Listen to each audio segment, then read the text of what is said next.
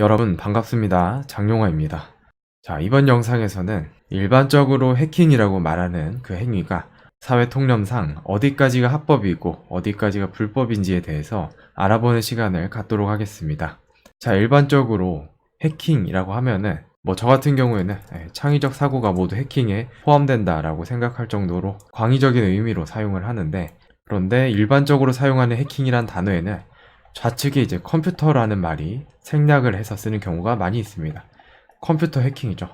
컴퓨터를 수단으로 사용하는 해킹이다. 네, 그런 의미인데, 관련된 법률로는 정보통신망 이용 촉진 및 정보보호 등에 관한 법률이라고 해서 줄여서는 이제 망법이라고 얘기를 하는데, 기타 다른 법률 등에서 컴퓨터 해킹을 언급을 할 때 이 정보통신망을 제일 많이 언급을 하며 기준이 되는 법률이라고 보시면 될 것 같아요.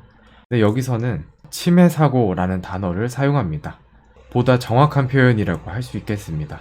자, 이게 뭐냐면 정보 시스템을 공격하여 발생한 사태다 라고 언급이 되어 있는데, 여기서의 정보 시스템이라고 하는 거는 일반적인 서버를 포함해서 PC도 포함이고 태블릿, 핸드폰, 기타 네트워크 장비 등이 모두 포함된 개념으로서 정보를 유통시킬 수 있는 시스템이라면 정보 시스템으로 보시면 되겠습니다.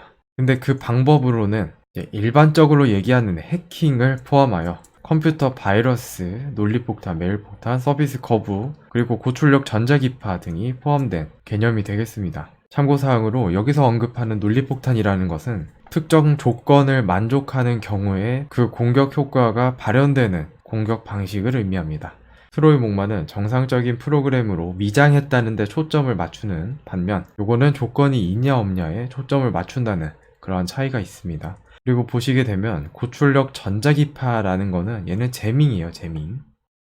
자, 일반적인 도스나 디도스 공격을 뜻하는 이제 서비스 거부와의 차이는, 자, 이렇게 보시면 돼요. 제가 예전에 정리해둔 게 있는데, 자, 도스 공격이라고 하면은 패러럴라이즈, 시스템을 뻗게 하는 게 목적이에요. 불필요한 다량의 데이터를 전송함으로써. 근데 제밍은 시스템을 뻗게 하는 그런 용도가 아니라 특정 기능을 일시적으로 방해하는 것을 의미하게 됩니다. 여기에는 대량의 데이터를 보낼 수도 있고 소량의 데이터를 보내서도 그 목적을 달성할 수가 있어요. 해당 주파수를 대상으로 다량의 전자기파를 방사한다는 표현을 하거든요. 방사.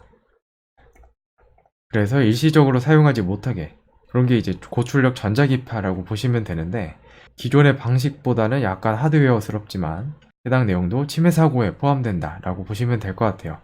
그리고 대표적으로 언급되는 내용이 48조에 있습니다. 48조 정보통신망 침해 행위 등의 금지 부분인데요. 총 3가지로 구분이 되어 있고요.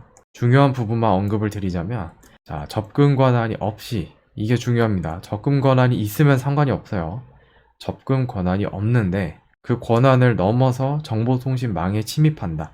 그러면 약간 이상하게 해석하시는 분이 있으실 수 있는데, 그러면은 네트워크 선로를 타지 않고 직접 콘솔 PC로 해킹을 해도 되냐? 관리자 권한을 탈취해도 되냐? 그것도 안 되죠. 왜냐면은 네트워크 케이블이 없는 곳이라는 곳은 없습니다. 그러니까 일반적으로 기업 입장에서는 이렇게 볼 거거든요. 자, 외부와 내부를 중간에서 방화벽이나 여러 장비가 통제를 하고, 내부망 시스템은 이렇고요, 외부망 시스템은 이래요.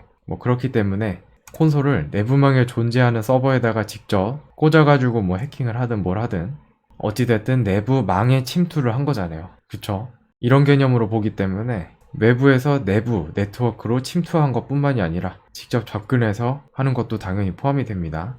그리고 두 번째, 정당한 사유 없이. 이게 중요하죠. 정당한 사유가 있으면 돼요. 악성 프로그램을 유포하여서는 아니 된다. 자, 여기서 의미하는 악성 프로그램은 악성 코드와 동의어라고 보시면 됩니다. 버그 등 의도되지 않은 상황을 유도할 수 있는 모든 종류의 소프트웨어가 되겠습니다. 전달, 유포해서는 안 된다. 이게 중요하죠. 그리고 마지막으로 정보통신망에 장애가 발생해서는 안 됩니다. 여기도 조건이 있는데, 안정적 운영을 방해한 목적이 있어야 됩니다. 그러니까 정당한 접근 권한이 있는 관리자가 취약점 점검을 목적으로 하다가 서버 및 네트워크에 장애를 일으켰다. 이런 경우에는 해당되지 않겠습니다. 그리고 해당될 수 있는 내용 중에 스캐닝에 관련해서는 이것을 이제 침입으로 간주할 것이냐 안 할 것이냐에 대한 기준이 조금씩 다른 경우는 있습니다. 그러니까 특정 서버에 열려있는 포트 및 IP 주소가 그 조직 내부적으로 관리하는 비밀 정보일 가능성이 높기 때문에 해당 정보를 탈취한다는 개념에 있어서는 침입이라는 개념으로도 볼 수도 있고, 혹은 그 정도까지는 좀 심하지 않나라고 하는 의견도 있는데, 명확히 따져보자면은 이제 정보 탈취에 해당이 되고, 원은 이제 정보통신망 침입 행위에 정확히 인지 후 진행하셔야겠습니다. 그리고 메일 발송만 해도 침해 행위로 인정되는 경우가 있는데요. 그런 경우에는 이제 악성 프로그램을 전달 또는 유포에 해당되는 경우가 많습니다. 대표적으로는 피싱 메일이 있습니다. 해당 메일을 열게 되면 뭐 랜섬웨어에 감염이 돼서 금전을 요구한다던가 하는 식으로 전달에 해당이 되겠죠. 전달.